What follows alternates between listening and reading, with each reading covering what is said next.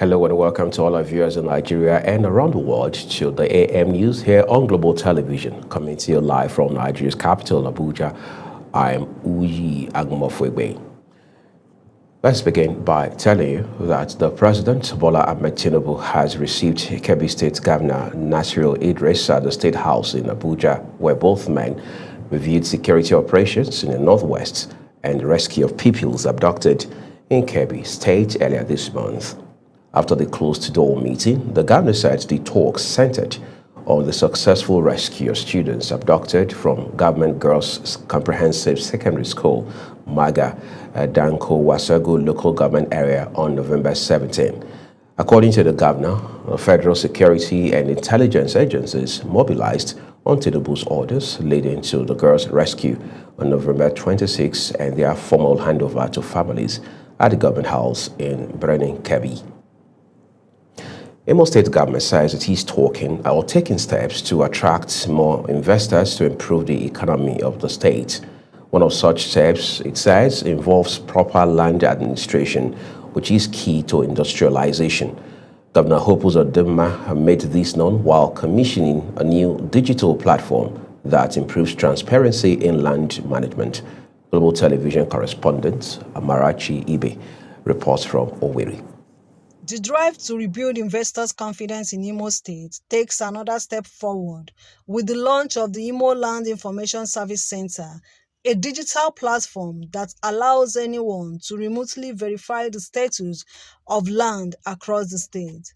Governor Hope Uzodinma says the system marks the end of years of land-related fraud, multiple sales, and what he called land grabbing, assuring residents and investors that the era of uncertainty is over. Today, with due humility, marks the end of an ugly era, the era of corruption in a non-existent land administration system, the era of land grabbing, the era of stealing land because you think it belongs to nobody. Governor Uzodinma adds that the new platform forms part of broader reforms aimed at making Imo State a more reliable destination for private investment, noting that credible land documentation remains a key concern for businesses and developers. With the deployment of this system today, I have no doubt in my mind that our internally generated revenue will almost double, if not triple. And we will have more money to work for Imo people. The Commissioner for Digital Economy and E-Government, Chimezie Amadi, says the project aligns with the government's digital reform agenda and aims to modernize governance, improve transparency, and strengthen public trust. In alignment with His Excellency's vision, Your Excellency, this event demonstrates your unwavering commitment to modernize land administration, promoting transparency, and delivering faster and citizen. With land administration now digitalized, the state government believes the new system speeds up transactions, reduces disputes, and opens more opportunities for economic growth. From Owerri, Amarachi Ibe reporting for Global TV News.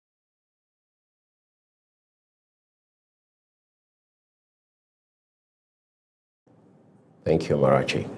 The House of Representatives has held a major public hearing on proposed amendments to Nigeria's anti-corruption laws, including the Code of Conduct Bureau and Tribunal Act, as well as the ICPC Act.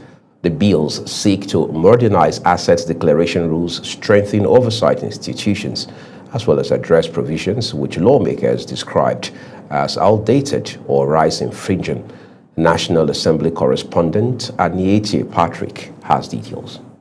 Inside the National Assembly, lawmakers, civil society groups, and anti-corruption agencies converged for a joint public hearing aimed at reviewing 3 amendment bills central to Nigeria's integrity framework. Top on the list was the move to overhaul the Code of Conduct Act, particularly provisions affecting asset declaration, age requirements for leadership positions, and the operational structure of anti-corruption bodies. A major point of debate came from concerns that the current asset declaration law compels public officers to declare the assets of their spouses, something critics argue is unrealistic, intrusive, and inconsistent with cultural realities and constitutional rights. Anybody that is appointed by the president also has to go through clearance and approval by the National Assembly. So there are enough provisions to ensure that age should not be a barrier. Another contentious clause is the section that seeks to deny convicted persons under the Act the presidential prerogative of mercy and exclusion. Lawmakers say contradicts the Constitution.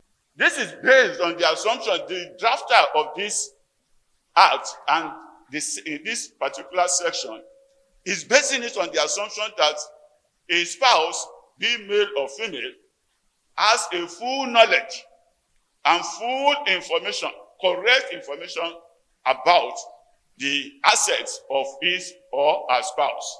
There was also strong advocacy for updating the asset declaration form itself to include liabilities, improving the evaluation process, and integrating professional bodies with technical expertise. This bill is aimed to amend the Act, a necessary and timely response aimed at addressing identified gaps and weaknesses. Lawmakers emphasized that the amendments are necessary to reflect modern governance standards, technological advancements, and Nigeria's evolving legal landscape. The committee assured stakeholders that all submissions will feed into a strengthened anti-corruption architecture. From the National Assembly, Anie Patrick, reporting for Global TV News. Many thanks, Anie. Gifting is an age-long tradition that continues to strengthen relationships and build community harmony. The culture has contributed in keeping strong relationships within members of a community. As social and economic pressures rise, many Nigerians are rediscovering the power of giving, not because they have much, but on account of a little kindness, which goes a long way. Our correspondent in this special report, Sadatsu Garba, tells us more. Across communities, from urban centers to rural neighborhoods, the culture of gifting has long been woven into everyday life, from sharing food with neighbors to exchanging souvenirs during celebrations. But the tradition is slowly fading as modern lifestyle make people more isolated and focused on individual survival. Gifting is not just about material items, it is a social glue that keeps communities connected. It builds trust, appreciation, and a sense of belonging in the society. Okay, gifting is a very beautiful thing, and gifting comes with a lot of benefits. It comes with opening of doors, blessings, and it comes with putting smiles. You put smile on people's face, smile will also come to your life. So I feel giftings open a lot of doors that you even cannot fathom. You see, gifting also brings in help from where you don't expect. Despite economic hardships, gifting remains a culture that should be continued. It doesn't have to be expensive. Simple gestures like sharing fruits, helping with chores, offering food to the needy, or offering emotional support can make a significant difference in someone's life. Experts also highlight that gifting boosts mental health for both the giver and the receiver. It reduces stress, strengthens social bond, and promotes positive behavior, particularly among young people. I think the benefit, there are many, but for my little understanding, I can say the benefit of the culture of gifting, it puts the society in a situation whereby everybody and every society, every entity, anybody that is residing within the environment gains a sense of belonging to one another. It gives us that stand to help each other, that communication, that oneness. In a society where many people face emotional and financial struggles, gifting becomes more than tradition. It becomes a tool for social support and unity. Encouraging the culture of gifting isn't about wealth, it's about kindness, empathy, and community spirit as society continues to evolve. Experts say reviving this tradition could help create a more connected and compassionate nation. Sadatu Garba, reporting for Global TV News. Thank you, Sadatu. Homeschooling has emerged as a growing alternative for parents seeking more control over their children's learning experience. With digital resources expanding and online platforms becoming more accessible, families are embracing flexible, personalized models that differ sharply from the mainstream school system. Our correspondent Nafisa Baba takes a look at homeschooling in Nigeria. In recent years, homeschooling has become an increasingly popular option for families seeking an alternative to traditional public or private schools. With the rise of digital learning platforms, online resources, and changing attitude towards education, more and more parents are taking control of their children's learning. In this special report, we will explore the world of homeschooling, its benefits and challenges, and what it means for the future of education. Because of the current situation of Nigeria now, insecurity and all that, I would say every parent should have a teacher for their child. Homeschooling offers several benefits, including personalized learning and attention, flexibility in scheduling and pacing, ability to tailor education to individual learning styles, reduce peer pressure and social conflict, increase family time and bonding. For a country where their infrastructure is highly developed, where you will not have issues when it comes to network issues, there is nothing wrong with online. But like in Nigeria, where we're still developing, I think it's better for children to have physical classes rather than online. While home training can be a great option for some families, it also presents several challenges and concerns, including lack of socialization and social skills development, limited access to resources and facilities, potential biases in curriculum and teaching, increased responsibility and burden on parents. If you look at the international community and look at the Nigerian system, the welfare of teachers has never been considered. And this is the motivational variables that every individual needs to look forward to. As technology continues to evolve and improve, it's likely that homeschooling will become an even more viable and attractive option for many families. With the rise of online digital platforms, virtual reality, and other digital tools, homeschooling is becoming increasingly sophisticated and effective. Nafisa Baba, Global Television News.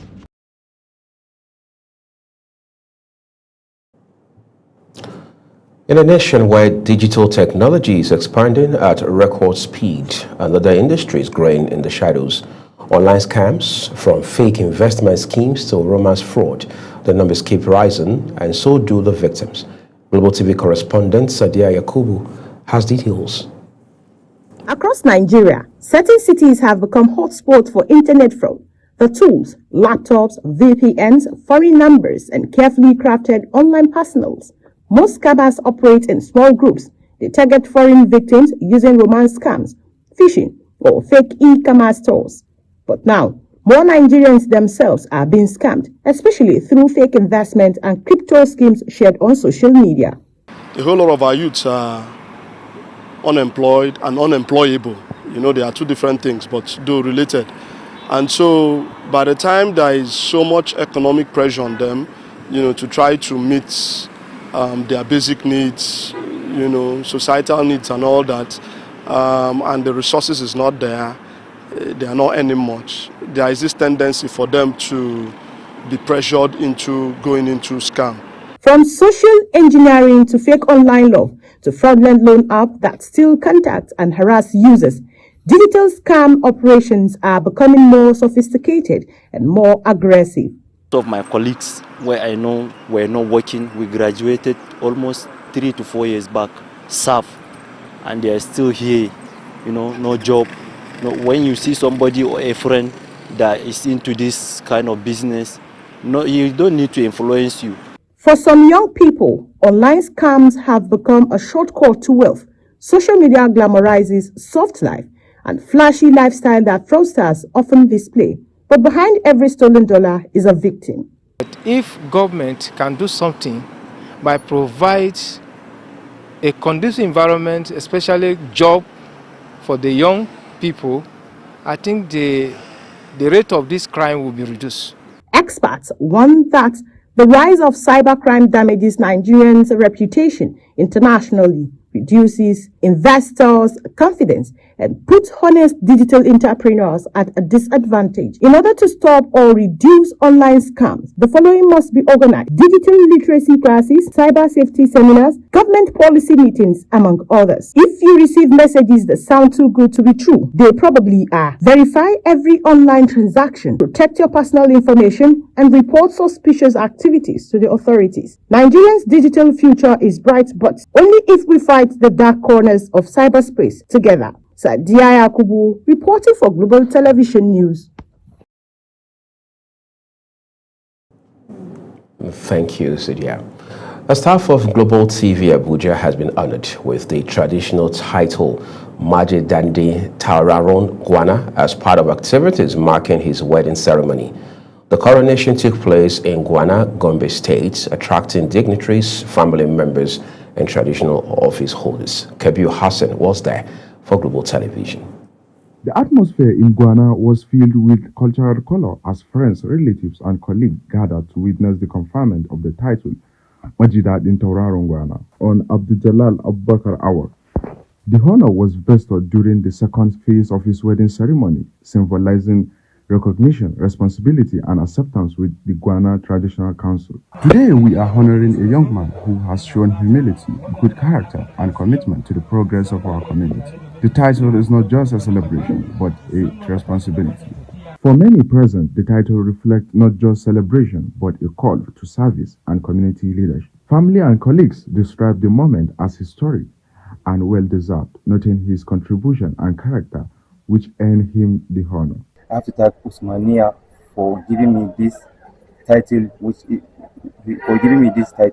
which is Majid Aden Tauraron Asargwana. I'm very grateful. I'm very happy. The event ended with traditional blessings, prayers, and Godwill message, marking both a new marital journey and new chapter of responsibility for the new turban title holder. Kabir Hassan reporting for Global TV News.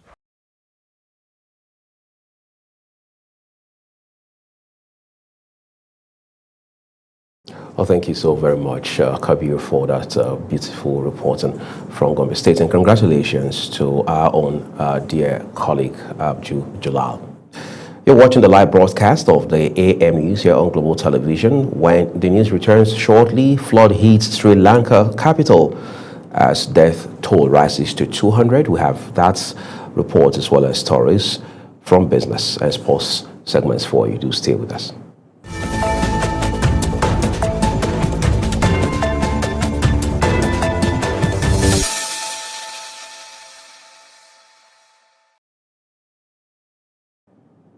The second part of this news broadcast now returns with business.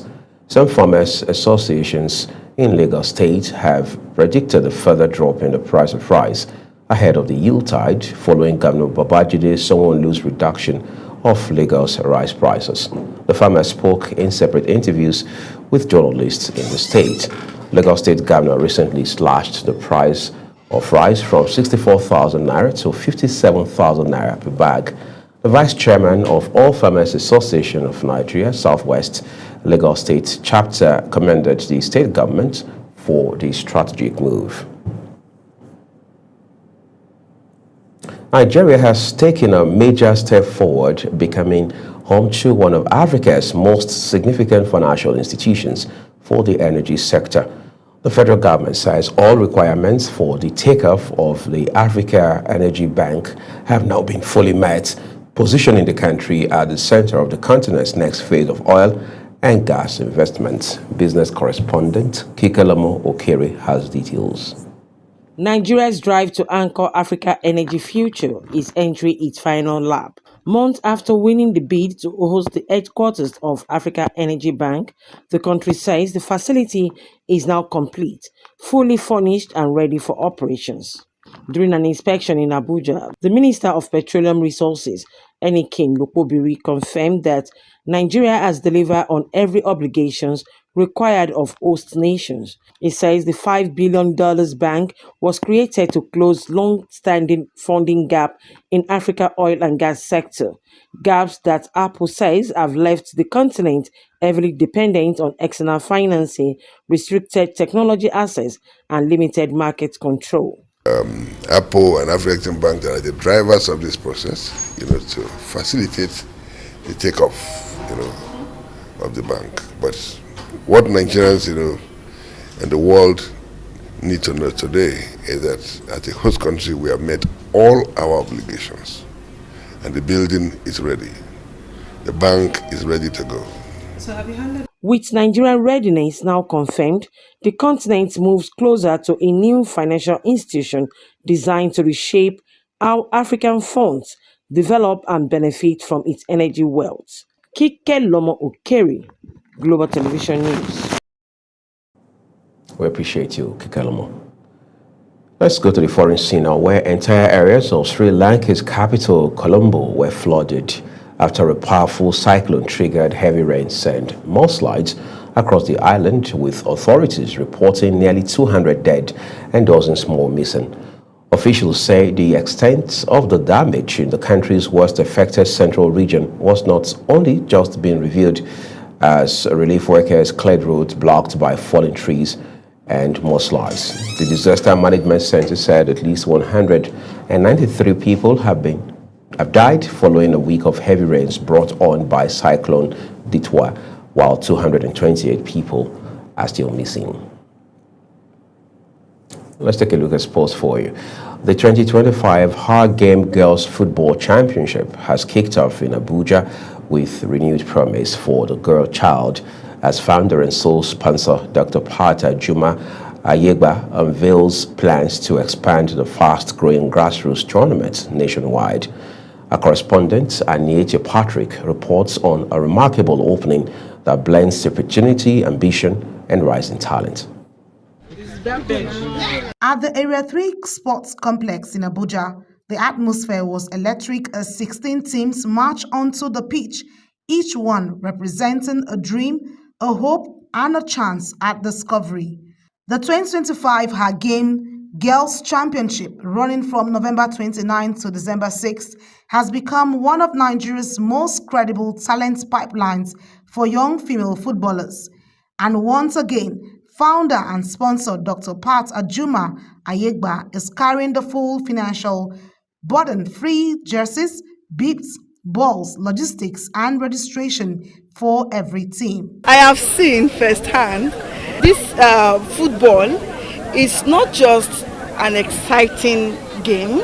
It's something that the girl child can easily use to get their mind off crime, off a lot of abuse and unfair treatment. Originally as FCT-only event, the championship now covers the entire North Central region, and with growing interest from across the country, Ayegba confirms her game will go nationwide by 2026. Beyond funding and structure, the tournament has already produced tangible results. Last year's most valued player, Queen Joseph, returned as a mentor, fresh from finishing as Nigeria's top scorer at the Morocco 2025 Under-17 Women's World Cup. And on the pitch, defending champions Fosla Academy opened their title defense with a narrow 2-1 win over Hovel Prime.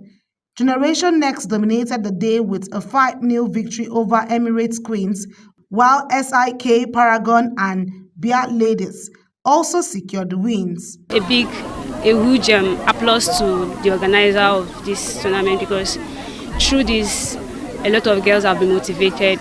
Organizing committee co-head Moses Bako described the championship as one of Nigeria's most transparent and impactful youth tournaments, with 16 teams competing for only 8 quarter-final slots.